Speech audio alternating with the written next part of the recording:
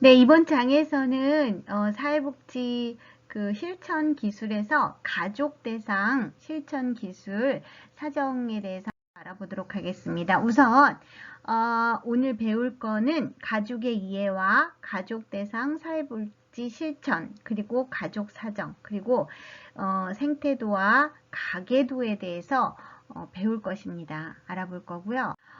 우선 우리 사회복지 변천에 따라서 가족의 형태와 기능이 계속 변화하고 있지만, 이렇게 가족은 오늘날에도 여전히 그 가족 성원의 생존과 또 사회의 존속을 위한 핵심적인 체계로 인식되고 있다고 볼 수 있습니다. 그래서 사회복지사는 가족 대상 사회복지 실천을 전문으로 하는 시설뿐만 아니라 이런 다양한 실천 현장에서 가족을 지원하는 활동을 하고 있습니다. 그래서 이번 장과 다음 장에서 우리는 가족을 지원하기 위한 사회복지 실천 기술과 그 사회복지 실천 지식과 기술에 대해서 이제 알아볼 거예요. 그리고 우리가 이렇게 가족에 대해서 개입하기 위해서 사회복지사는 이런 가족을 이해하기 위한 기본적인 몇 가지 개념들을 알아보시게 될 겁니다. 그래서 여기에서는 이제 이 생태 체계를 어떻게 꾸려갈 것인가, 또 여러 가지 다세대 시각에서 제시하고 있는 기본 개념들을 이번 장에서 살펴볼 거고요. 그리고 이제 가족 개입에서 첫 번째 단계로 가족의 욕구를 파악하고 또 이런 변화 목표와 계획을 세우기 위해서 그 가족을 사정하는 거에 대해서 우리가 배울 거예요. 그리고 이제 이 가족을 이해하고 또 이렇게 그 가족을 대상으로 하는 사회복지 실천에서 우리 사회복지사들이 어떻게 그들을 이해하고 또 어떻게 개입해야 되는지에 대해서 공부해 볼 겁니다. 우선 가족의 이해와 가족 대상 사회복지 실천에서 현대 가족의 특징을 한번 알아보도록 하겠습니다. 이 산업화 과정에서 나타난 핵가족도 출산율 저하, 또 이렇게 단독 가구, 이렇게 현대 가구는 여러 가지 가족의 구조 형태로 만들어지고 있습니다. 뿐만 아니라 우리 전통적 가족과 아주 다르게 부모와 자녀로 이루어진 핵가족은 보편적인 가족의 형태이지만, 요즘의 가족은 굉장히 다양한 형태로 만들어지고 있습니다.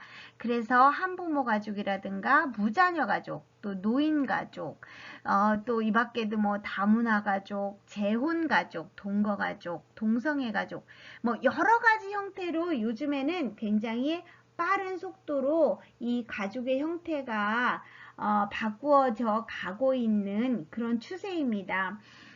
그래서 이 가족도 기능적인 측면에서 봤을 때 현대 가족의 가장 중요한 특징 가운데 하나가 기혼 여성의 취업률이 증가함에 따라 아동을 양육하고 또 노인과 장애인을 보호하는 가족의 전통적 기능은 약화되고, 또한 이런 여성의 역할이 상당히 변화되었음을 볼 수 있습니다. 그래서 가족 성원들 사이에서도 여러 가지 변화된 이런 수용적 태도를 볼 수 있는데, 우선 이제 여성이 밖으로 나옴으로 인해서 가족에도 다양한 역할이 주어지고 뿐만 아니라 이제 이렇게 부모 세대에서의 어떤 권위가 많이 상실되어 가고, 이 핵가족화 되면서 우리는 굉장히 부모와 자녀 또는 노부모와 성인 자녀, 이런 여러 가지 갈등에도 심각한 문제가 일어나고 있음을 볼 수 있습니다. 이렇게 현대 가족은 여러 형태의 가족을 만들어내기 때문에 또 여러 형태의 이런 문제가 발생한다고 보시면 되겠습니다. 그래서 우리가 이제 보면은 현대가족에서는 또 중요한 것은 요즘에는 이 빈곤이 아주 엄청 심각한 사회적인 문제가 일어나고 있음을 볼 수 있습니다. 특히 뭐 여성 한부모 가족이라든가 노인 가족, 장애인 가족 이런 데에서는 이 빈곤의 문제가 엄청 심각한 걸 볼 수 있죠. 그래서 우리 뉴스를 보면 뭐 그 세모녀 사건 이런 것들 여러분들 보시면서 굉장히 많은 고민들을 해 보셨을 거라고 생각해요. 우리 사회복지사가 이 사회에서 일어나는 이런 문제들을 어떻게 받아들이고 또 이 부분에 대해서 어떻게 고민하냐에 따라서 우리나라의 사회복지가 전반적으로 수준이 올라갈 수도 있고 아니면 정체될 수도 있고 또 아니면 더 아래로 떨어질 수도 있겠죠. 그래서 이렇게 우리 사회복지사들은 이런 사회적인 문제 아니면 사회에서 발생하는 여러 가지의 형태의 문제에 대해서 항상 촉을 세우고 이런 방송을 보시면 참 좋을 것 같습니다. 그 중에서도 이렇게 빈곤은 굉장히 그 삶에 큰 영향을 주는데 더욱이 이런 저소득층 가족에서 경제적인 거, 문화적인 이런 결핍은 이 자녀들이 앞으로 여러 가지 문제를 발생할 수 있고 또 이것은 이 그 저소득층에서 일어나는 빈곤의 세습화는 아이들이 교육을 받을 수 있는 여러 가지 다양한 형태에서 이런 것들에 만족해 줄 수 없기 때문에 이런 빈곤의 세습화를 가져올 수 있다는 게 굉장히 큰 문제가 되겠죠. 뿐만 아니라 이런 현대가족에서 가족을 지원하는 여러 사회 정책과 예방적 치료적 차원의 프로그램과 서비스에 대한 다양한 욕구를 가지고 있다는 것도 우리 사회복지사들은 충분히 이해하셔야 되고 이 가족 상담 서비스 제공을 하기 위해서 전문 인력에 대한 교육과 훈련도 체계적으로 이루어져야지 이들의 문제 해결하고 또 뿐만 아니라 이 문제를 사회복지사 관점으로 바라볼 수 있는 그런 또 이런 가족들의 다양한 형태의 욕구에 대해서 사회복지사로서 고민해 봐야 되고 이 문제 해결을 위해서 앞장서야 되겠죠. 자, 그러면 이제는 가족 대상 사회복지 실천을 어떻게 해야 될 것이고 또 우리가 어떤 고민을 해야 되는지에 대해서 한번 살펴보겠습니다. 가족 대상 사회복지 실천의 목표는 다양한 문화와 기능 양식을 가진 가족이 최상의 기능을 수행하도록 전문 원조를 제공하는 것이다 라고 했어요. 그래서 사회복지사는 이렇게 가족을 존중하고 또 그 가족의 다양한 여러 가지 문제에 대해서 이해하고 또 그 가족의 강점이나 아니면 어떻게 변화할 수 있는지 그들만의 가지고 있는 능력을 인식하고 또 그들이 어떻게 이 문제를 잘 해결할 수 있는지 격려하고 이런 것들이 굉장히 중요하겠죠. 그래서 가족 대상 사회복지사는 무엇보다도 이 가족의 다양성을 인정해주고 또 이런 다양한 가족이 최상의 기능을 수행할 수 있도록 돕는 역할을 하는 게 중요하겠죠.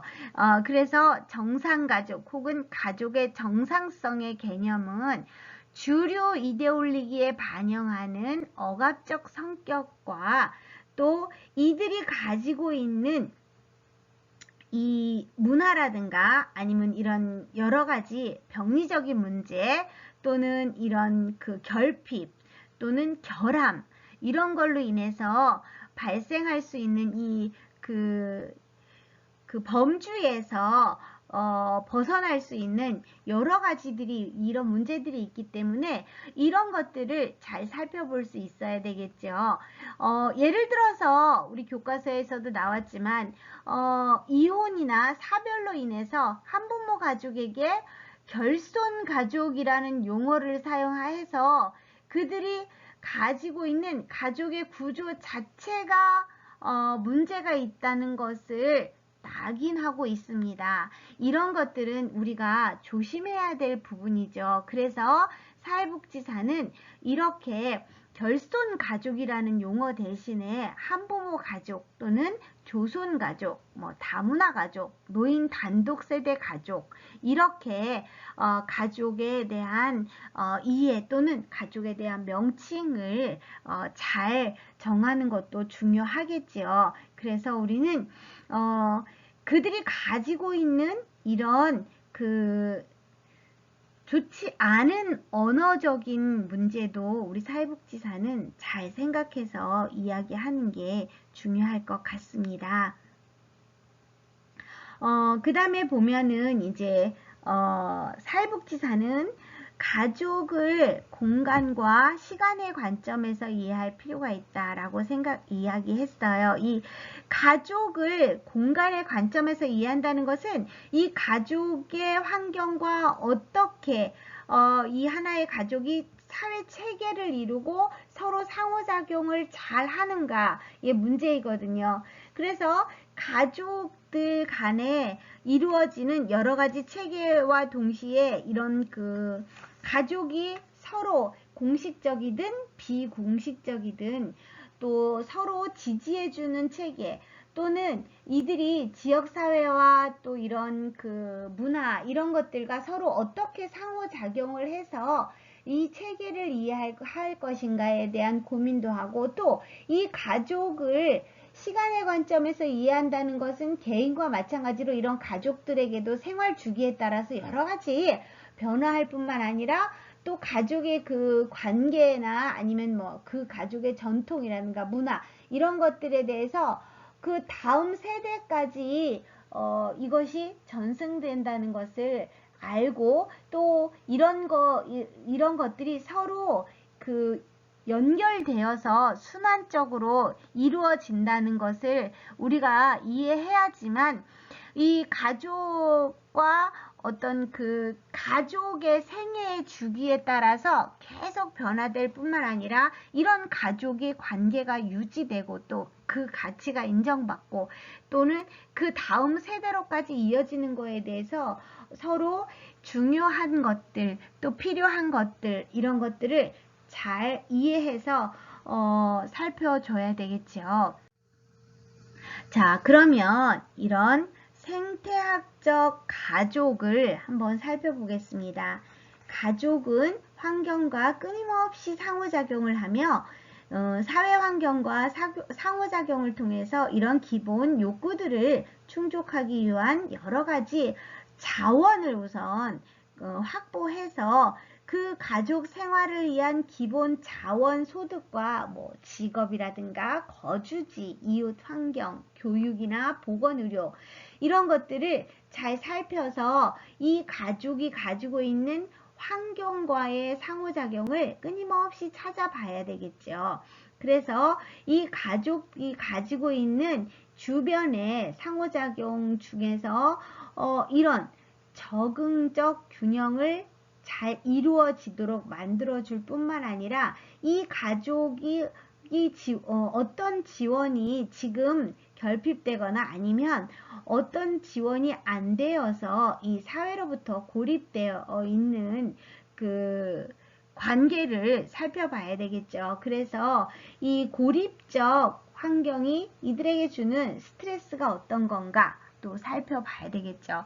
그래서 보면은 우리는 이런 가족이 사회 환경과 끊임없이 상호작용을 하면서 또 사회 환경과 상호작용을 통해서 기본적 욕구를 충족하기 위한 필수적인 자원과 지지를 확보해서 이 사회복지사는 각종 이런 생태학적 관련에 대해서 알아봐야 되겠죠. 그 다음에 이들이 어떻게 잘 가족 구성원과의 소통이라든가 아니면 서로 지지해주고 관계를 만들어 가는지 이런 것들이 굉장히 중요하겠죠. 그래서 사회복지사는 가족의 환경과 적절한 상호작용을 하고 있는지 또 그 환경과 상호작용에서 가족 성원들 간에 충분히 차이가 있는지 또 가족과 그 환경 체계들과의 어떤 경계가 분명하면서도 동시에 개방적으로 잘 이루어지고 있는지 이런 것들을 잘 살펴야 되겠죠. 그래야만 이 가족을 사장하는데 명확하게 잘 할 수 있겠죠. 그래서 사회복지사든 이런 그 가족을 중심으로 해서 일어나는 그 주변도 잘 살펴볼 수 있는 눈을 키워야 된다고 생각합니다. 자, 그 다음에는 순환적 인과성에 대해서 알아보도록 하겠습니다.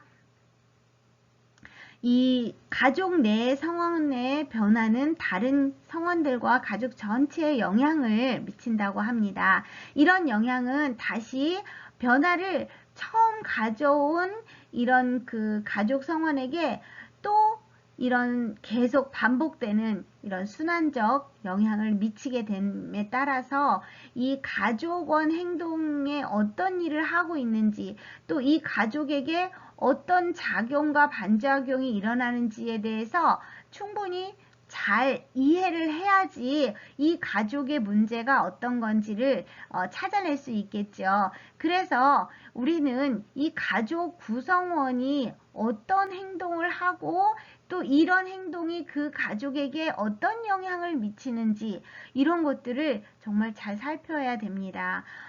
그래서 이 순환적으로 인과성 개념에 따르면 가족이 가진 문제를 해결하기 위해서는 그 문제의 원인, 그 근원을 밝히는 것보다는 그 문제를 유지하는 가족의 상호작용에 더 초점을 두어서 그 문제가 뭔지를 살피는 게 더 중요하다고 합니다. 그래서 가족이 변화하기 위해서 누가 문제를 시작했는지 또는 그 문제가 누구에게 책임이 있는지 이런 것들이 잘 가려내서 현재 이런 것들에 대해서 순기능적인 게 아니라 역기능적인 상호작용을 어떻게 유지되는지 이런 것들을 잘 살펴보아야 되겠죠. 그래서 이것을 어떻게 변화시킬 수 있는지를 사회복지사는 잘 살펴봐야 된다고 생각합니다. 그래서 이런 순환적 인과성에 대해서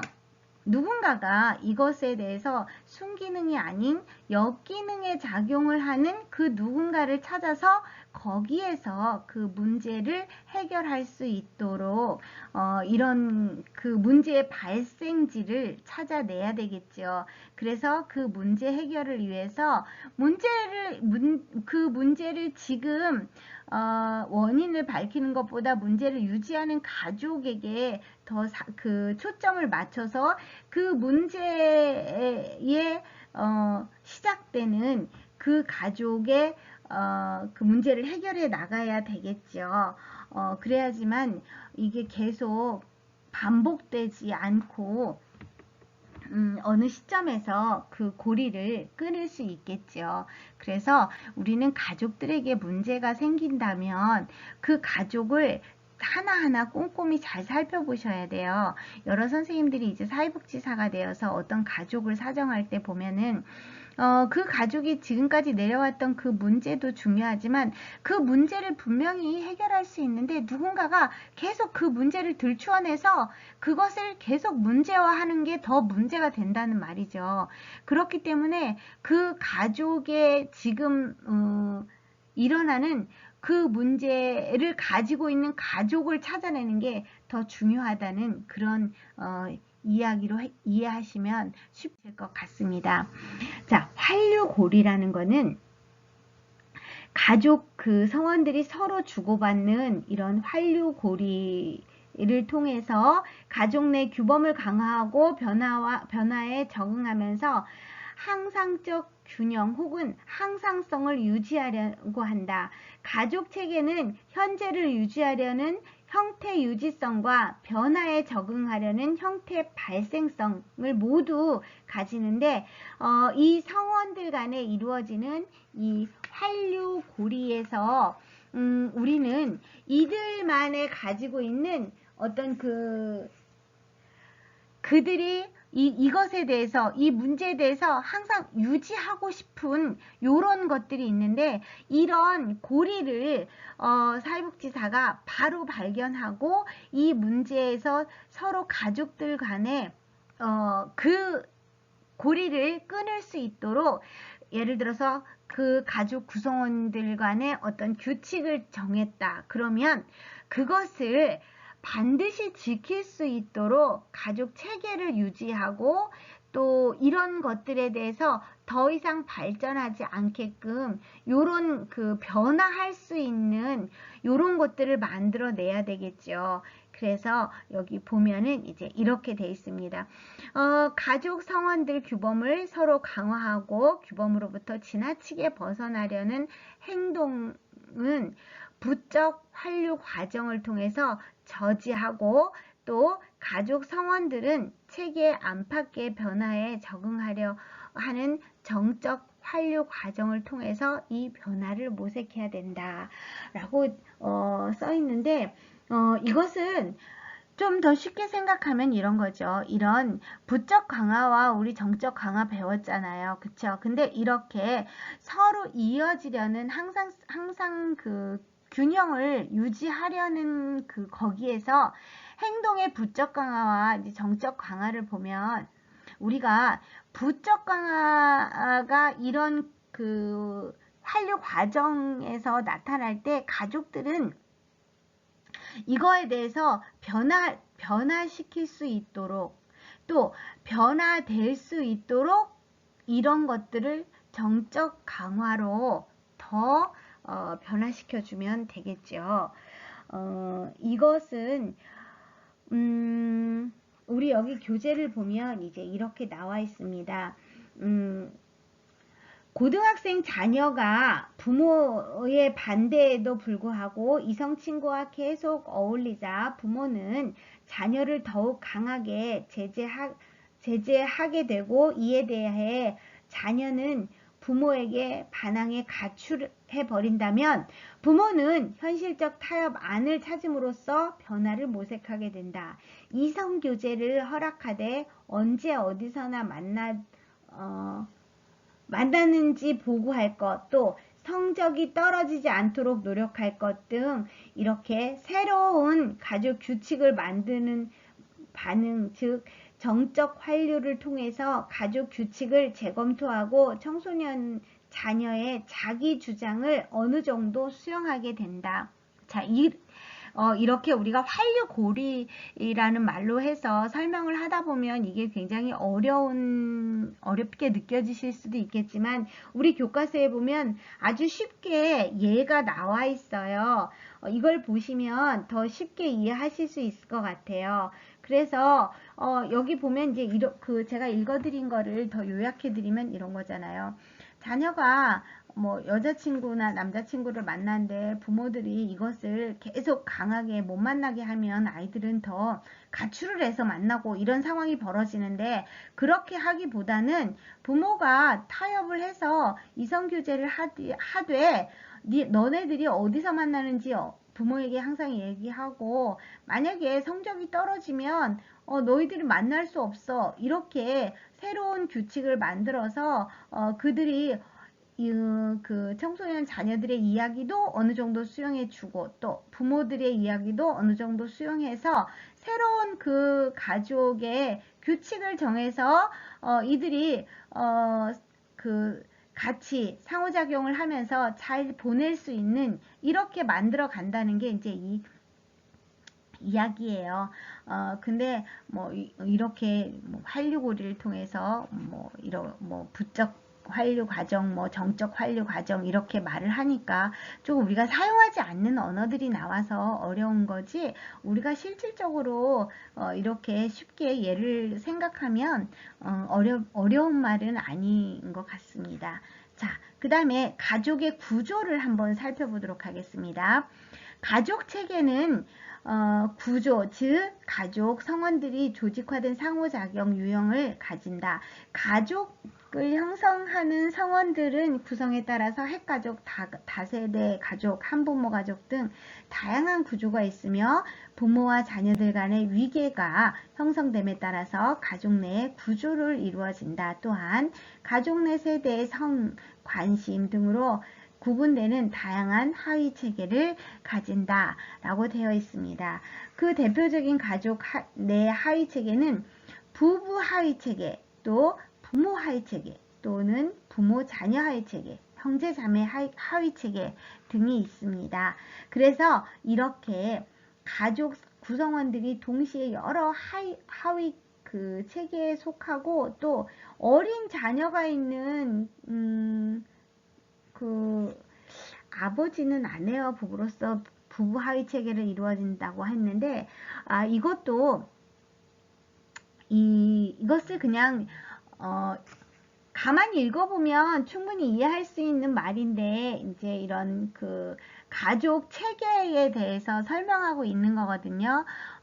그래서 가족은 가족 내의 하위 체계들 혹은 성원들 간의 경계에 의해서 구분되고 또 경계에 따라서 밀접되거나 유리할 수 있다고 우리 여기 이제 정리를 했는데 이거는 이런 거예요. 쉽게 얘기하면 서로 지나치게 간섭하고 또 그 어떤 차별에 대해서 한다거나 아니면은 또 이렇게 지나치게 서로 자기중심적이며 다른 가족들과의 관계를 유지해 가는 이런 거에 대해서 이 가족 어떻게 설명하면 더 쉬울까? 이 가족 구조는 여러 가지 다양한 가족 구조가 있는데 서로의 관계에 의해서 이런 다양한 체계가 존재한다고 이해하시면 좋을 것 같습니다. 자, 다음 의사소통에 대해서 알아보도록 하겠습니다. 가족 구성원의 모든 행동은 언어적 또는 비언어적 의사소통을 이해할 수 있다. 심지어 의사소통을 하지 않는 행동도 하나의 의사소통 방법이다. 의사소통은 두 가지 기능, 즉 내용적 기능과 관계적 기능이 있다 라고 되어 있습니다. 그리고 의사소통 내용은 이런 기능에 여러 가지 정보를 담고 있고 또 감정을 전달하는 관계에 있어서 서로 이 과정에서 서로가 정한 대로 이것에 대해서 잘 이해하고 또 그들이 정한 언어적인 행동이든 비언어적인 행동이든 간에 그 가족들은 충분히 이해할 수 있는 의사소통을 해야 되고 또 이런 그 감정을 전달할 때도 자신의 감정을 정직하게 서로에게 전달해야 될 것이며 또 이런 관계의 기능은 여러 가지 정보들을 서로 나누고 또 그 과정에서 서로 관계에 속해 있고 그들이 정한 규정들을 이해할 수 있는 거죠. 자, 의사소통은 개방적이며 직접적으로 분명하게 이루어지는 것이 바람직하다. 이건 뭐 너무나 당연하죠. 그쵸? 가족들이도 우리는 옛날에 뭐 선생님들 그런 거 들어보신 적 있죠? 뭐 우리 투쿠파이 선전할 때 보면. 뭐 말하지 않아도 알아요 뭐 이런 거 있잖아요. 그쵸? 뭐 눈으로 말해요 이런 거. 그런데 이런 것들은 서로 오해할 수 있는 부분들이 굉장히 많거든요. 그래서 우리는 이런 직접적이고 분명하게 서로의 감정을 이야기하고 또 내가 하고 싶은 이야기들을 분명하게 하는 게 중요하죠. 그 다음에 보면 이중 구속은 2개 이상의 상반된 메시지를 담고 있으나 이런 일치성의 부족에 대해 언급하는 것이 힘든 상황으로 바람직하지 못한 의사소통 방법이다 라고 되어 있습니다. 우리가 이런 의사소통은 서로에게 분명하게 하는 것이 제일 바람직하죠. 그죠? 그래서 우리 교재에 이렇게 예를 들은 거를 더 살펴보시면 이게 더 쉽게 이해가 될 것 같아요. 우리 교재의 예를 보면 자녀들과의 관계가 소원한 아버지가 아내를 통해 우회적으로 자녀들과의 의사소통을 하는 경우 또는 독단적인 어머니의 갈등을 피하기 위해서 자녀들이 어머니와 모호하게 의사소통을 하는 경우 이렇게 나왔는데 그런 거죠. 우리 어떤 가정에서는 그런 경우 있잖아요. 뭐 아빠가 퇴근하고 와갖고 엄마한테 애들 공부 잘해? 아니 뭐 걔는 뭐 한대? 뭐 이렇게 얘기하면서 또 그 자식들에게 관심은 있는데 직접 물어보면 자꾸 언성이 높아지고 하니까 엄마를 통해서 이런 것들을 우회적으로 돌려서 자녀들과 의사소통하는 경우도 있는데, 이런 경우에는 굉장히 그 결과적으로 보면 좋지는 않을 거예요. 그쵸? 여러 선생님들도 뭐 생각하고 계시겠지만, 자신이 하고 싶은 얘기는 자신의 입으로 직접적으로 이야기를 해야지, 이렇게 우회적으로 선회하거나 남의 입을 빌려서 내 생각을 이야기하면 정확하지도 않을 뿐더러 이것에 대해서 모순이 발생해서 또 다른 문제가 발생할 수 있기 때문에, 이런 것들은 굉장히 바람직하지 않은 그런 거라고 생각합니다. 의사소통에 있어서 가장 중요한 것은 내가 하고 싶은 이야기를 상대방에게 정확하게 해서 그 상대방이 정확하게 내 말을 이해하고 있는지를 확인하는 게 중요하겠죠. 그래서 이렇게 자기가 직접 하지 못하고 우회적으로 하거나 또는 뭐 이것에 대해서 명확하게 설명하지 않는 것은 바람직하지 않겠죠. 그래서 가족치료 학자들도 이런 몇 가지 제시한 게 있는데, 보면은 이중구속은 이제 뭐 이런 여기 예를 보면 이렇게 돼 있어요. 병원에서 조현병 증상으로부터 회복하고 있는 아들을 방문한 어머니는 아들이 어머니를 보고 반가워 포옹을 하자 차갑게 됐다. 아들이 이에 위축된 반응을 보이자 아들에게 나를 더 이상 사랑하지 않니? 라고 물었다. 아들이 얼굴을 붉히자 어머니는 얘야, 그리 쉽게 당황하거나 내 감정을 두려워해서는 안 된다고 말했다. 어머니의 방문 후 아들은 폭력적으로 행동하고 격리실로 보내졌다. 결국 어머니와 의사소통을 통해 아들은 자신의 감정을 표현할 수 있는 표현할 수도 표현하지 않을 수도 있는 혼란한 상태에 빠지게 된 것이다. 사회복지사는 가족 내의 의사소통이 적절히 이루어지는지, 의사소통에서 배제되는 성원이 있는지, 직접 소통하지 못하고 우회하는지, 또 소통을 모호하게 하거나 명확하지 않게 이루어지는지 등을 살펴보아야 된다. 지금까지 설명한 것들이 이제 이런 것들인 거잖아요. 지금 우리가 여기 교재에 예들이 나와 있어요. 조현병은 선생님들이 다 아시겠지만 조현병의 감정은 기복의 편차가 굉장히 심한 거잖아요. 그랬을 때 이렇게 우회적으로 표현한다거나 이랬을 때 그 병세가 더 악화된다는 내용이 이제 교재에 실린 건데, 그래서 이 의사소통은 굉장히 중요해요. 가족에서뿐만 아니라 여러 선생님들이 이제 뭐 일상생활에서도 저는 그렇게 생각해요. 뭐냐면 의사소통은 분명하고 명확하게 해야 된다고 생각해요. 바람직하지 않은 것을 그 사람과 맞대면해서 이야기해서 불편한 일이 생길까봐 이런 걸 우회적으로 이야기하다 보면 이것에 대해서 이거 외에 또 다른 문제가 발생하고 또 다른 문제가 발생할 수 있어요. 그렇기 때문에 항상 내 생각을 이야기할 때는 그 상대방이 명확하게 내 감정이라든가 아니면 내 언어의 표현에 대해서 이해할 수 있도록 제시하는 것이 저는 바람직하다고 생각합니다. 자, 가족 발달과 세대 간 변천을 한번 살펴보면요. 가족은 가족 생애 주기에 따라 발달하며 각 생애 주기의 단계에서 수행해야 하는 발달적 과업과 욕구가 존재한다 라고 했고요. 가족 생애 주기는 가족 유형 혹은 사회 문화적 차이에 따라 달라질 수 있다. 당연히 달라지겠죠. 자, 가족의 욕구와 문제들은 생애 주기에 따라 발달 과업과 연관되는 경우가 많다.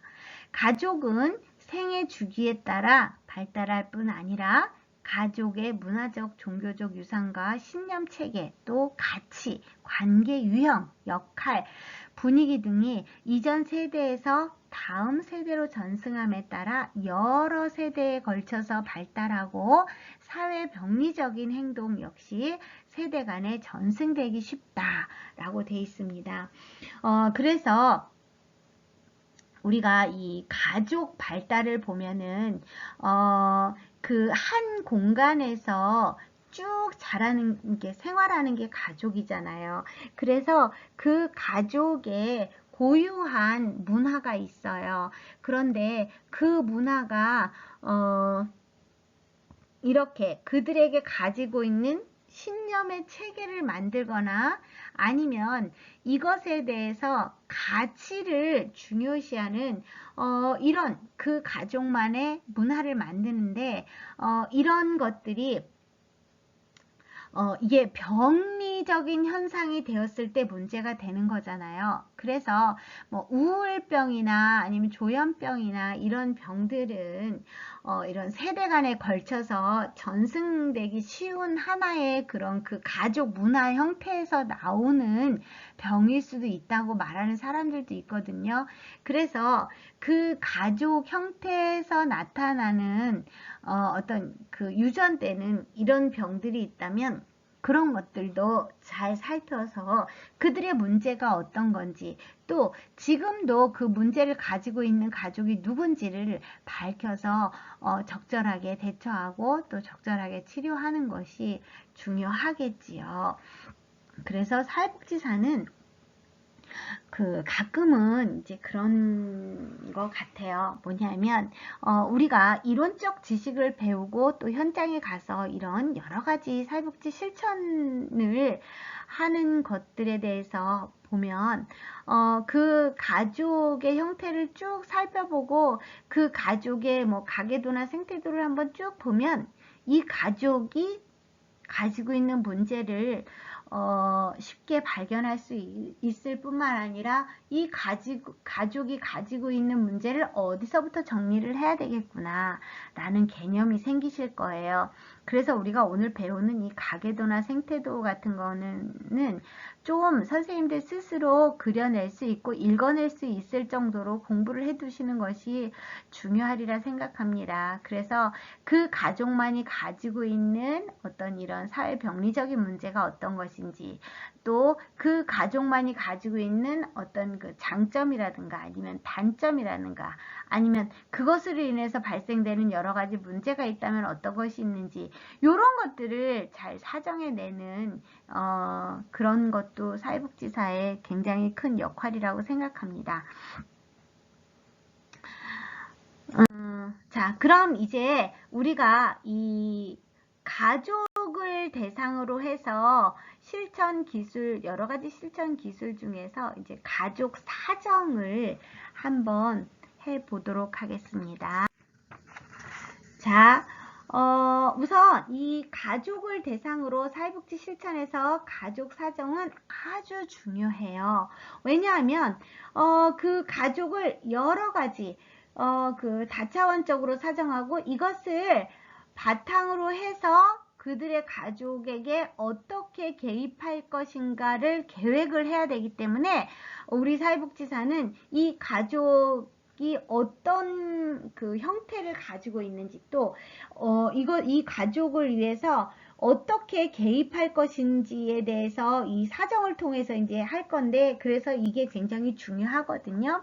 그래서 가족 사정을 위해서 사회복지사는 개입 초기에 가족과 관계를 형성하는 기술이라든가 아니면 가족을 면접하는 기술이라든가 아니면 생태도와 가계도를 작성하고 분석하는 기술이라든가 또는 이런 가족의 욕구와 문제를 잘 분석하는 이런 기술들이 필요한 거죠. 특히 이번 장에서 여러 선생님들은 이런 생태도와 가계도를 충분히 그려내고 또 이거에 대해서 읽어낼 수 있는 정도로 학습해내는 게 좀 중요할 것 같아요. 그래서 여러 선생님들이 대상자들, 우리가 말하는 클라이언트를 만났을 때 그들이 문제가 어디에서부터인지 또 그 문제를 어떻게 끊어내야 될 것인지에 대해서 이제 뭐 그 동료 사회복지사라든가 아니면 지역 사회복지사들과 만나서 이야기할 때 이렇게 사정할 때 이 가계도와 생태도는 굉장히 큰 중요한 역할을 하고 있습니다. 그래서 선생님들이 이 부분에 대해서는 조금 더 공부를 하셔서 이 가족 가족을 쉽게 상담을 하면서 이 가족의 형태를 이렇게 보여줄 수도 있고요. 또 사정을 하면서 이 가족의 문제가 어디서부터 발생했는지에 대해서도 이런 가계도와 생태들을 보면 쉽게 읽어낼 수도 있고 또 뿐만 아니라 쉽게 진단할 수도 있거든요. 그래서 이야기를 하면서 가족과 서로 사정을 하면서 이런 것들을 그려내는 것이 중요하기 때문에 여러 선생님들은 이번 장이 끝나면 그 가계도와 생태도를 충분히 잘 그려내시기를 바랍니다. 자, 보도록 하겠습니다. 자, 사회복지사는 가족을 다차원적으로 사정하고 이를 바탕으로 개입할 계획을 세우는데 사회복지사는 가족이 있는 곳에 합류할 필요가 있다 했어요. 그래서 가족과 합류한다는 것은 가족을 수용하고 가족에게 적응함으로써 이 가족들에게 신뢰를 얻는다는 것을 의미한다 라고 설명하고 있죠. 왜냐하면 사회복지사가 이 가족들과의 신뢰관계가 형성하지 못하면 이 가족의 어떤 그 사정도 안 될 뿐더러 이 가족에게 일어나고 있는 문제를 사회복지사가 충분히 이해할 수 없게 되는 거죠. 그렇기 때문에 이 가족을 사정하게 되면 가족 전체 인원과 잘 지내고 또 이 가족 전체 인원을 통해서 이 가족의 형태를 잘 파악할 수 있어야 된다고 생각합니다. 그래서 가족의 사정의 목적은 가족의 욕구와 문제를 파악하고 가족의 감정과 자원을 활용함으로써 가족의 목표를 달성하도록 지원하는 것이다 라고 정리했습니다. 또 가족에 대한 사정은 4가지 차원에서 이루어지는데 첫 번째, 가족이 제시하는 문제, 또 생태학적 사정과 세대 간 사정을 할 거 있고요. 또 가족 내부에 대한 사정, 이렇게 4가지로 구분해 놨습니다. 그래서 이 가족을 사정할 때는 이런 것들을 잘 살펴보고 사정하는 게 중요하겠죠. 자, 가족의 욕구 사정을 보도록 하겠습니다. 가족의 욕구를 사정하기 위해서 사회복지사는 무엇보다 가족이 제시하는 문제를 잘 살펴봐야 된다. 우리 여기 표 8-2를 보면 이제 가족 사정에서 가족의 문제 욕구 파악이라는 게 있거든요. 근데 여기를 보면은 이제 이렇게 돼 있어요. 자, 가족이 제시하는 문제 혹은 욕구. 1번, 어떤 욕구 혹은 문제로 접촉하게 되었는가. 또 누가 이런 욕구 혹은 문제를 인식하는가. 또 누가 접촉을 시작하였는가. 다양한 가족 성원들은 문제를 어떻게 규정하는가. 또 학교, 법원 등 다른 사람들이 문제를 어떻게 규정하는가, 또 사회복지사가 느낀 첫인상은 어떠한가, 이렇게 아주 세세하게 잘 해놨어요. 그렇기 때문에 이것에 대해서 이 표 8-1을 한번 천천히 살펴보시면 좋을 것 같습니다. 그래서 가족 사정 과정에서 가족이 제시하는 문제 혹은 욕구가 이 가족 구성원들 사이에서 서로 일치하지 않는 경우도 흔히 있고, 또 이때는 사회복지사가 이것에 대해서 중립을 지키는 게 굉장히 제일 중요하겠죠.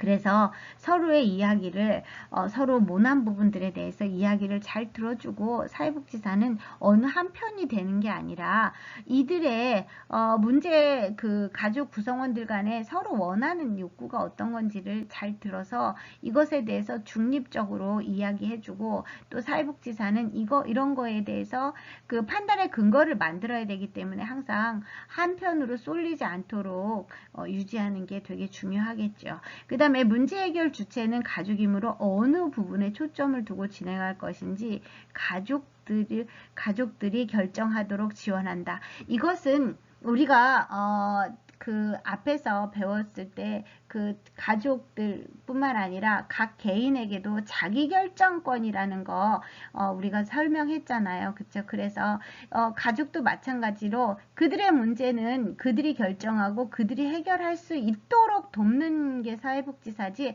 사회복지사가 그 문제를 해결해 주는 거는 아니거든요. 그래서 항상 그래서 여기 위에서 중립성을 유지하는 게 중요하다는 게 뭐냐면, 그들 서로 가족 구성원들 서로 어떤 게 문제인지 그 문제를 해결하도록 도와주는 역할을 하는 도움의 역할을 사회복지사가 하는 거지, 그 문제를 사회복지사가 달려들어서 해결할 수 있는 건 아니기 때문에 이렇게 그들이 문제 해결을 할 수 있도록 서로 사회복지사는 어느 편에도 들어가지 말고 이 일을 해결해 나가야 된다는 거죠. 그래서 그 가족들에게 그들이 결정할 수 있는 권한을 만들어 주는 것도 중요합니다. 자, 생태학적 사정을 살펴보도록 하겠습니다. 가족과 환경체계와 관계를 파악하는 생태학적 사정을 위해서 사회복지사는 주로 면접과 생태도를 활용한다 라고 했는데, 자, 우리가 가계도 그리는 거나 이런 생태도 그리는 거나 이런 거는 선생님들이 각각 개인별로 좀 공부를 하셔서 이것은 충분히 그려내야 마땅하다고 생각합니다. 뿐만 아니라 이런 그 가계도나 생태도를 쉽게 그리고 빨리빨리 이해하고 또 이거에 대해서 우리 사회복지사들이 이것을 잘 활용할 수 있는 방법이 굉장히 많거든요. 그렇기 때문에 이 생태도나 가계도를 정말로 공부를 하셔야 돼요. 그래야지만 이 가족의 문제가 어디서부터 발생했는지, 또 아니면 이 문제의 이것이 가정에게 계속 이 문제가 지속될 것인지, 아니면 이런 예측도 할 수 있고, 또 이런 생태도나 가계도를 보면서 이 가족이 무엇이 가장 큰 문제인지를 또 볼 수도 있는 거거든요. 그래서 제가 다시 한번 말씀드리지만 생태도나 가계도는 선생님들이 각각 조금씩 공부하셔서 분명히 내가 쉽게 그것에 대해서 그릴 수도 있어야 되고, 또 그 그림에 대해서 해석도 잘 해낼 수 있는 그런 정도까지 공부를 하시면 참 좋겠습니다. 자, 생태학적 사정에서 탐색해야 할 사항들을 살펴보면요. 환경체계와의 관계에서 가족의 기본 욕구는 충족되고 있는지, 그렇죠. 개별 성원들과 환경체계들 간의 관계는 어떠한지, 또 환경체계들과 관계에서 개별 성원들 사이의 차이는 있는지, 또 가족 형태, 가족과 환경체계들 간의 경계는 어떠한지, 또 가족과 사회복지사원은 또는 이런 기관과 어떤 관계를 어떻게 유지하는지, 이런 것들을 이제 좀 잘 살펴볼 수 있어야 되겠죠. 근데 이런 것들이 이제 생태도를 그리게 되면 쉽게 보고 또 이것에 대해서 쉽게 사정할 수 있습니다. 그래서 이런 우리 표 8-3을 보면 이제 이렇게 쭉 나와 있거든요. 공간 속의 가족 이래가지고 면접과 생태도를 사용한 생태학적 사정, 여기 보면 기본 욕구, 그 다음에 이렇게 쭉 나오면 개별 가족 성원들과 환경과의 관계, 또 사회복지사회의 맥락, 이런 것들이 쭉 나와 있거든요. 여기 표를 보면 또 가족과 환경 경계, 가족과 환경의 관계에 대한 전반적인 사정, 이런 우리 표를 한번 쭉 보면 선생님들이 조금 더 쉽게 이해하실 수 있을 것 같아요. 요거 231쪽하고 232쪽에 이것이 쭉 나열되어 있거든요. 그래서 이거 보면은 환경과의 관계에서 경계를 확장하기도 하고 축소하기도 하며 이것에 대해서 적응하는지, 가족 성원들이 적절히 보호하는지를 살펴본다. 그래서 여기 우리 교재에 예가 나와 있거든요. 그래서 이 예를 한번 읽어보시면 더 쉽게 이해하실 수 있을 것 같습니다.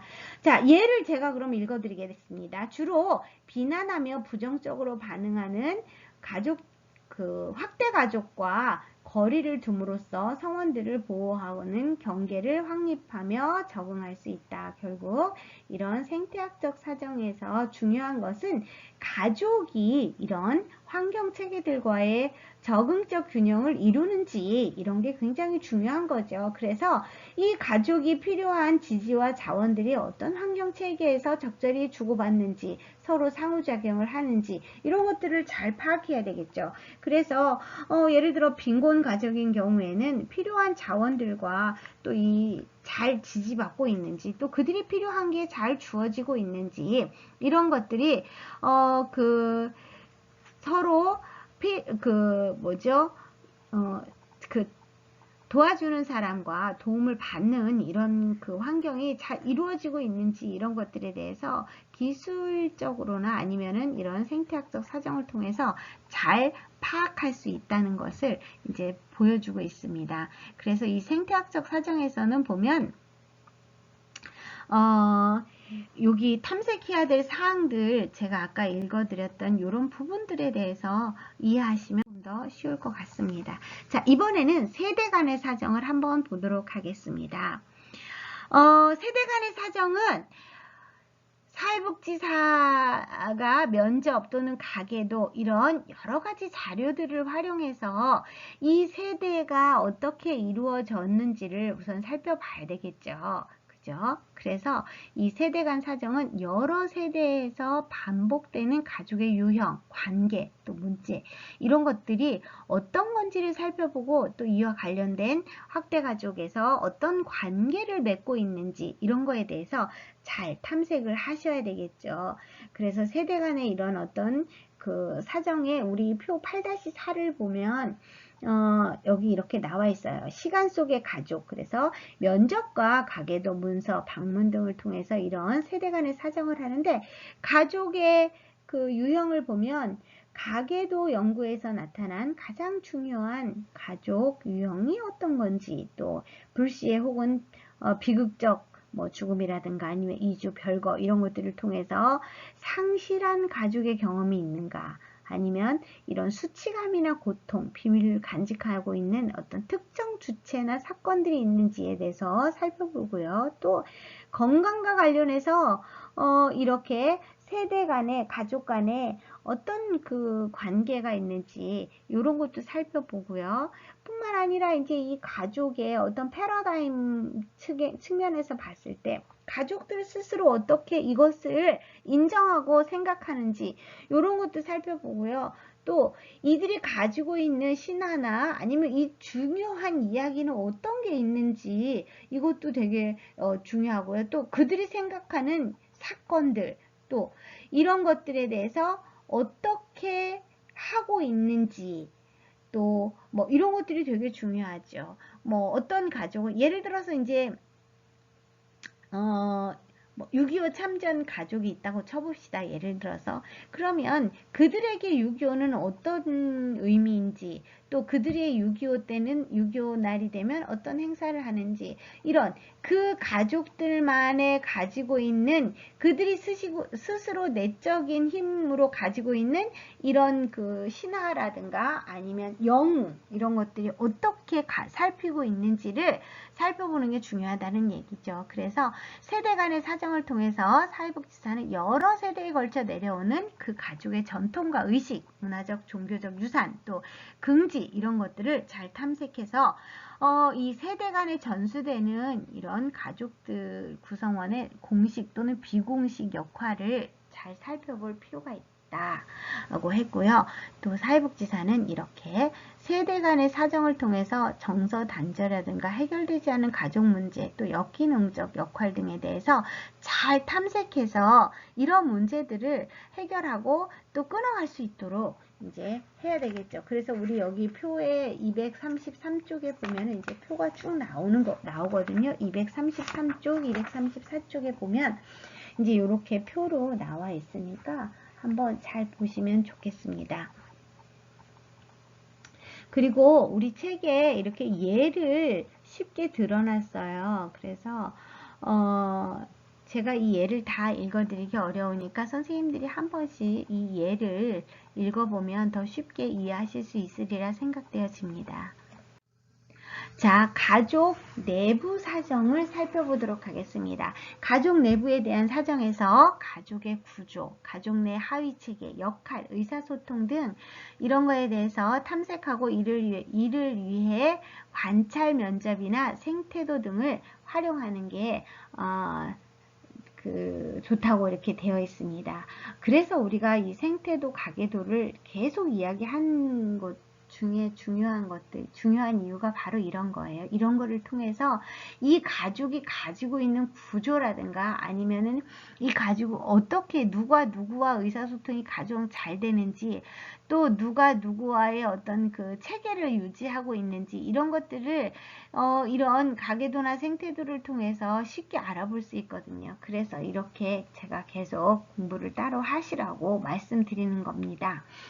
자, 가족 내 하위 체계를 보면요. 가족 내 하위 체계로는 부부 하위 체계나 아니면 부모 하위 체계 또는 부모 자녀 또는 형제 자매, 이런 여러 가지 하위 체계들이 있겠죠. 그죠?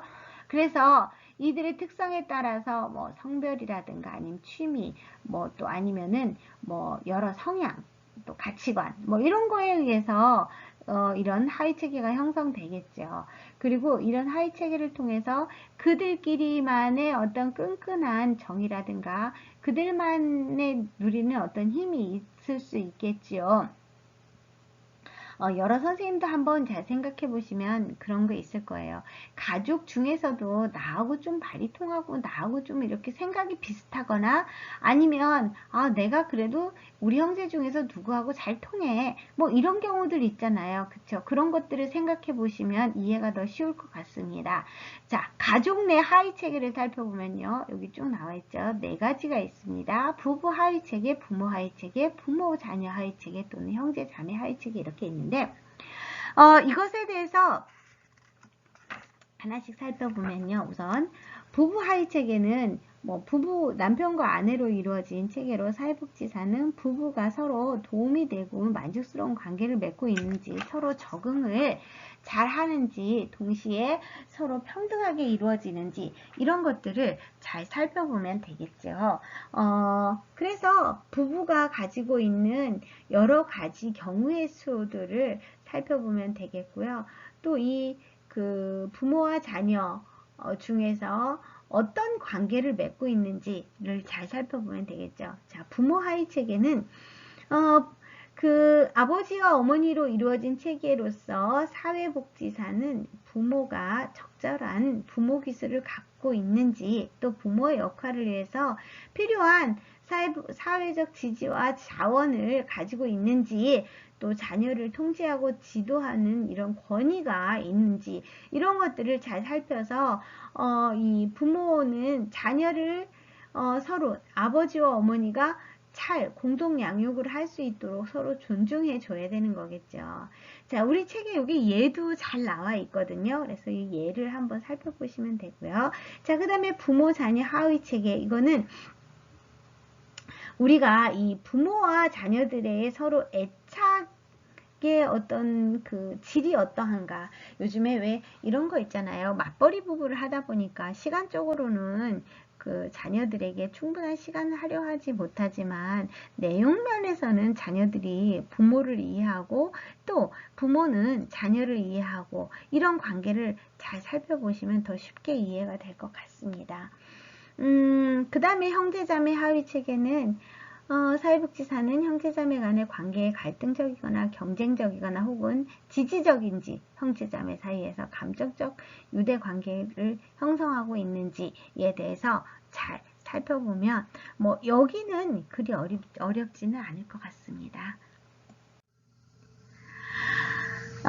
자, 그 다음에 역할, 각자의 역할을 한번 살펴보도록 하겠습니다. 역할과 관련해서 우리가 먼저 봐야 될 것은 가족 성원들이 가족 혹은 사회에서 적절한 역할 수행을 하기 위한 기술과 능력을 가지고 있는지, 이거는 아버지는 아버지로서 역할을 하고 있는지, 어머니는 어머니로서 역할을 하고 있는지, 이런 것들에 대해서 우선 살펴봐야 되겠죠.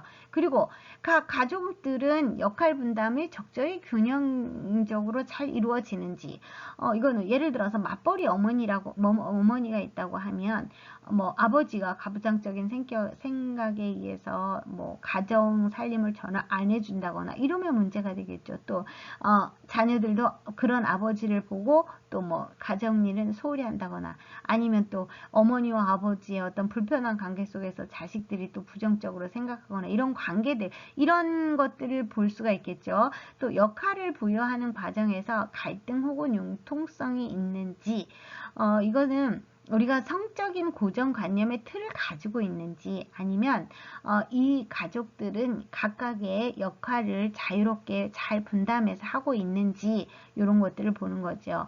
자, 그 다음에 가족 성원들의 희생양, 보호자, 가족 연결자 등 비공식적 역할을 잘 수행하고 있는지, 이런 것들을 잘 살펴봐서 각자의 역할을 어떻게 수행하고 있는지를 살펴본다는 거겠죠. 그래서 부모는 부모로서의 역할, 또는 자녀는 자녀로서의 역할, 각자 맡은 역할들을 잘 수행하는지, 아니면 여기에서 또 어떤 문제를 가지고 있는지, 이런 것들을 볼 수 있겠죠.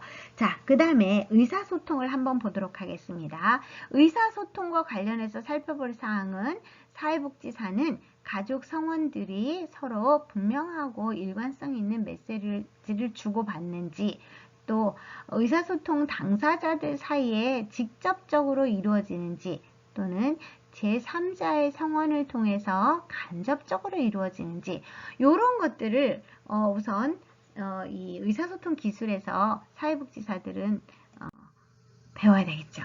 자, 제가 지금까지 계속 이야기했던 이제 생태도와 가계도가 나옵니다. 이 생태도와 가계도는 이제 우리 교과서에서도 이제 쭉 나오고, 또 이제 그 그림을 그려볼 기회도 있는데 한번 보도록 합니다. 자, 생태도 작성과 분석을 살펴보도록 하겠습니다. 생태도는 가족과 환경 체계들과의 관계를 이해하기 위한 도구로, 무엇보다 중요한 것은 모든 작업을 가족과 함께 해야 된다. 또 사회복지사는 분석할 때 가족의 피드백을 계속 구하고, 또 가족의 결핍이나 문제보다는 장점을 먼저 언급하고, 사회복지사와 가족은 생태도를 다음 세 가지 차원에서 이해하고 분석해야 된다라고 나와 있습니다. 그 첫 번째가 생태학적 환경에서 가족을 전체적으로 이해할 수 있어야 되고요. 또 이 가족과 환경의 경계에 대해서도 알아야 되고, 또 이 가족 내부에 대한 이해가 반드시 있어야 되겠죠. 그래서 이 우리가 앞에 배웠던 뭐 생태학적 환경이라든가 뭐 이 가족 환경이라든가 이런 것들을 잘 생각해 보시면서 이 생태도를 작성할 때 무엇보다도 사회복지사는 이 가족을 사정하기 위해서 이것을 잘 개입하고, 또 이것을 잘 끌어가서 이 종결하는 과정에서 어떻게 변했는지, 또 이 생태도를 반복적으로 이렇게 계속 사용하면서 사회복지사는 이 과정에서 가장 중요한 것은 가족들과 같이 해야 된다는 거죠. 함께. 이런 생태도를 그리든 가계도를 그리든 사회복지사가 일방적으로 그려서 이것을 가족들에게 설명하는 게 아니라, 가족들이 이거에 대해서 충분히 이해하고 설명해 주는 걸 받아서 사회복지사가 그리는 거, 이게 굉장히 중요한 거거든요. 우리가 이제 현장에서 가보면 클라이언트라고 표현을 할게요. 클라이언트와 사회복지사는 보이지 않는 어떤 수직적 관계가 있거든요. 그랬을 때 사회복지사가 뭐 이것을 자기가 듣고 모든 걸 지금 같은 경우 이제 우리 생태도를 하니까 생태도를 막 그려가지고 그들에게 설명을 해주고 있는 경우도 있거든요. 그렇게 하지 말라는 거예요. 모든 문제는 그들이 해결할 수 있게끔 사회복지사는 그들을 지지해주고 격려해주는 거에 초점을 맞춰야 된다는 거죠. 뿐만 아니라 사회복지사 입을 통해서 그들의 가족의 생태도가 이루어지는 게 아니라, 가족들 입을 통해서 생태도가 만들어져서 사회복지사가 그것을 볼 수 있게끔 이렇게 만들어 가는 게 중요하다는 거죠. 그리고 이제 또 우리 책에 보면은 이제 이렇게 그려볼 수 있는 기회가 있어요. 242쪽 보면 이제 그 가족을 중심으로 해서 이제 이렇게 생태도가 그려지는데, 그 옆에 이제 기본 틀이 있고 그 옆에 보면은 생태도 예시가 있잖아요. 243쪽에 있습니다. 이 생태도 예시를 보면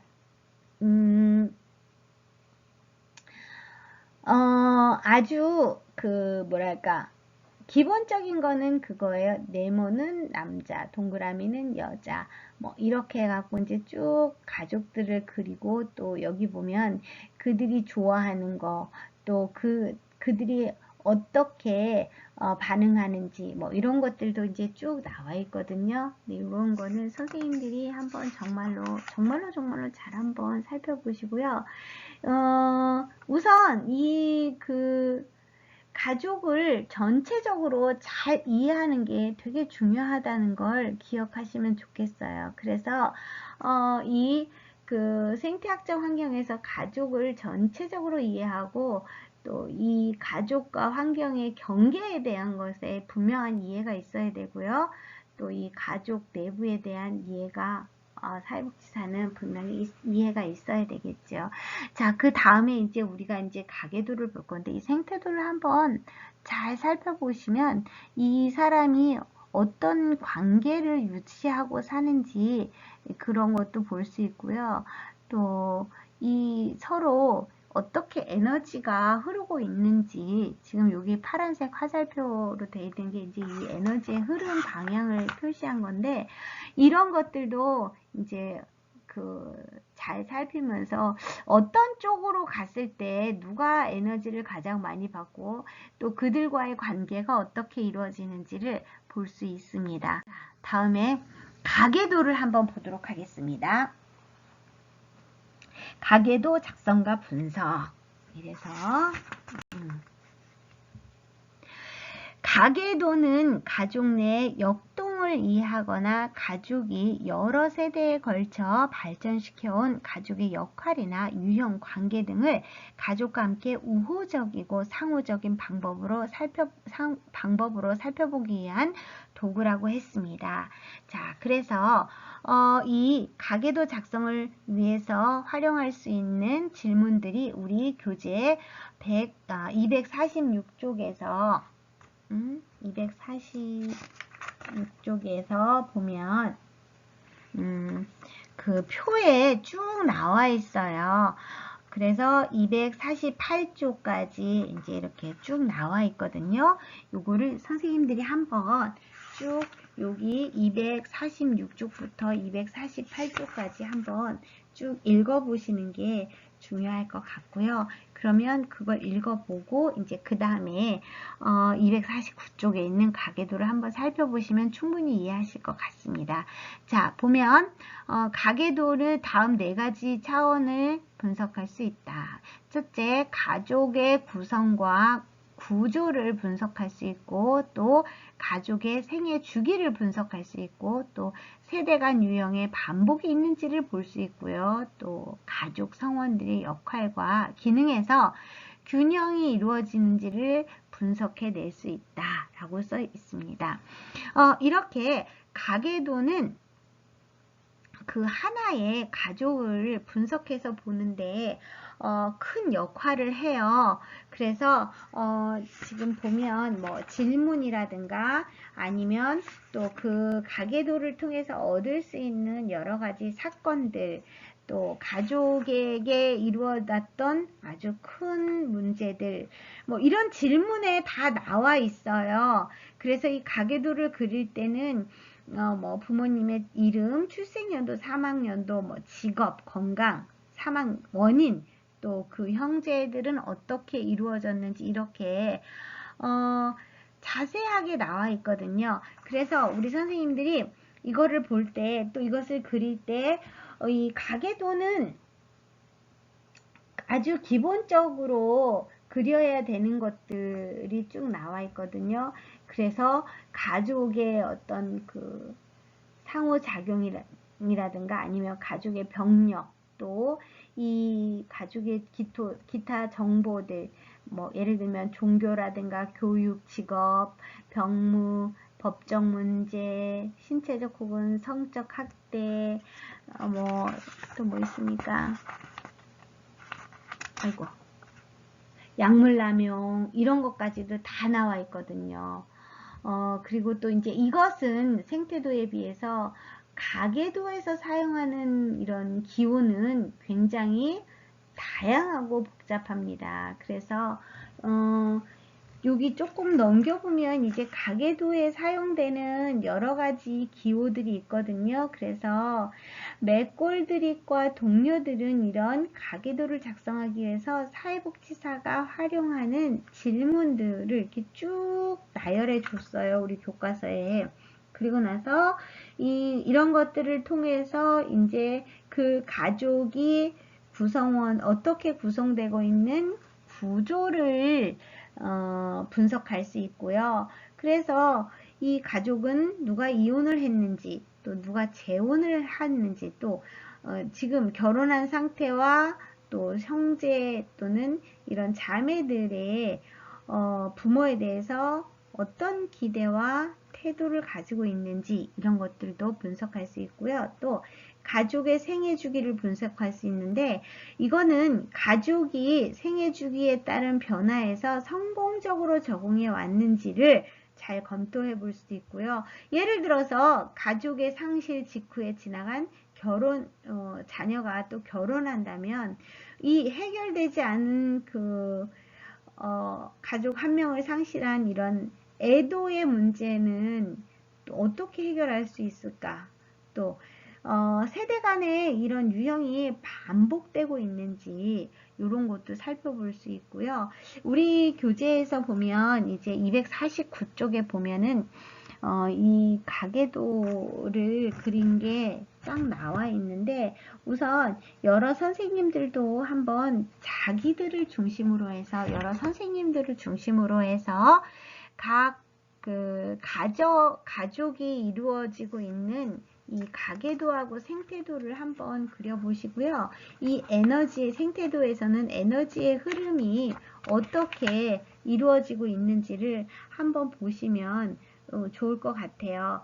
그리고 나서 우리 가족의 가계도를 그리고 또 우리 가족의 생태도를 그리면서 우리 가족의 형태도 살펴볼 수 있고요. 또 여러 각 선생님들이 지금까지 몰랐던 내가 그냥 들어서 알고 있었던 것을 또 이렇게 표로 만들어 놓음으로 인해서 선생님들 가까이에 있는 뭐 가족들 뭐 부부를 중심으로 할 수도 있고요. 아니면 부모님을 중심으로 할 수도 있는데 이런 것들을 해보면서 가족 간의 어떤 그 친밀도 뭐 이런 것도 한번 만들어 보는 것도 참 좋을 것 같아요. 그래서 여러 선생님들이 각자 자신의 가계도나 아니면 자신의 이 생태도를 그려서 이번에 한번 올리는 걸로 이번 과제는 제가 제시해 보도록 하겠습니다. 그래서 각 선생님들이 가지고 있는 가족의 형태를 한번 쭉 그려보시면 더 빨리 이해하고 더 쉽게 이해하실 수 있을 것 같습니다. 자, 여기 지금 이 가계도에 여러 기호들이 있는데 이거는 선생님들이 다 아셔야 돼요. 그리고 뭐 이런 친밀이라든가 융합, 소원, 뭐 적대적, 막 이런 것들, 요런 기호들을 아셔야지만 다른 사람이 낸 가계도를 읽을 수도 있고, 또 내가 가계도를 그릴 때 이런 것들을 사용해 봐야지만 또 이거에 대해서 또 한번 이해할 수 있는 시간이 될 수 있는 거잖아요. 그래서 선생님들이 요것을 중심으로 해서 한번 자신들의 가계도와 생태도를 그려보는 걸로 이번 과제를 내는 걸로 해보도록 하겠습니다. 그래서 우리 교재뿐만 아니라 뭐 다른 책에서 공부하셔도 되고요. 그래서 조금 더 내가 이 가계도나 생태도에 대해서 쉽게 이해할 수 있도록 또는 쉽게 공부할 수 있는 방법을 좀 찾아보시면 더 좋을 것 같습니다. 우리 여기 21쪽에 자세히 살펴보시면요. 뭐 이렇게 동그라미에 까맣게 칠하면 뭐 자연유산, 또 이렇게 X표 하면 거기 왜 연도 뭐 아니 뭐 요렇게 다 나와 있잖아요. 그쵸? 그뿐만 아니라 지금 이렇게 보면은 뭐 출생연도 또 사망연도 뿐만 아니라 뭐 몇 명이 또 여기 보면은 뭐 삼각형 이런 것도 있거든요. 이런 부호들도 아셔야 되고요. 또 우리가 여기 여기도 나와 있나 어디 살펴볼까요? 여기 또 표시할 때 또 이런 거 있어요. 뭐 MSD 뭐 이런 거 있거든요. 근데 M은 그 메리 결혼하는 연도고요. 또 뭐 D 이런 거는 디볼스에서 이혼한 거, 뭐 별거 이건 스프릿 뭐 이렇게 S 뭐 이렇게 해가지고 요런 것들이 이렇게 적혀져 있을 때가 있거든요. 그래서 요런 것들도 보시면 뭐 예를 들어서 뭐 M 하고 뭐 연도 뭐 2000년 뭐 이렇게 써 있으면 아, 이 사람들이 2000년도에 결혼한 거구나. 그런데 뭐 그 다음에 이렇게 슬래시 같이 두 개를 짝짝 해놓고 뭐 예를 들어서 뭐 2022년 D 뭐 이렇게 써 있다면 아, 이 사람들이 2000년도에 결혼해서 2022년도에 이혼했구나. 뭐 이렇게 읽어낼 수도 있고 또 뭐 만약에 S 이렇게 해서 뭐 몇 년도 이렇게 예를 들어서 S 2000 뭐 7 이렇게 돼 있으면 아, 이 사람들이 2007년도에부터 별거를 하는구나. 뭐 이런 것들이 있거든요. 근데 우리 여기 보면은 이혼 밑에 보면 거기 이렇게 써 있잖아요. M 뭐 S D 이렇게 써 있는 데 있잖아요. 여기 슬러시 같은 거 있고 이게 바로 그 이야기거든요. 그래서 결혼을 해서 별거를 하다 결국은 19년도에 이혼을 하게 되는 과정이 지금 여기 가계도에 그려져 있는 걸 볼 수 있거든요.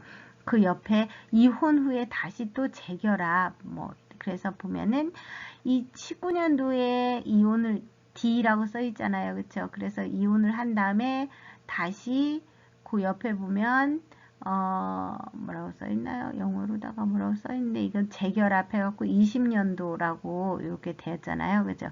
요런 것들도 찬찬히 살펴보시면 읽어낼 수 있거든요. 그래서 요런 것들 한번 살펴보시면서 선생님들이 그 자신의 생태도와 가계도를 그려보도록 하겠습니다. 그 다음에 이쪽에 보면 뭐 심리적 혹은 신체적 문제 이런 것들도 쭉 나와 있고요.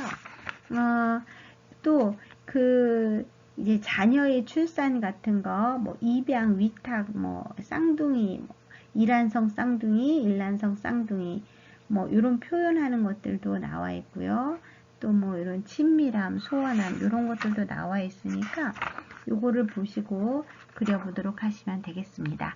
자, 오늘 배운 것 중에서 가장 중요한 건 가계도와 생태도를 어떻게 표현해내야 되는지 이런 것들이니까 선생님들이 한번 해보시면 중요한 일들은 잘 해내실 겁니다. 자, 오늘도 고생 많으셨습니다. 감사합니다.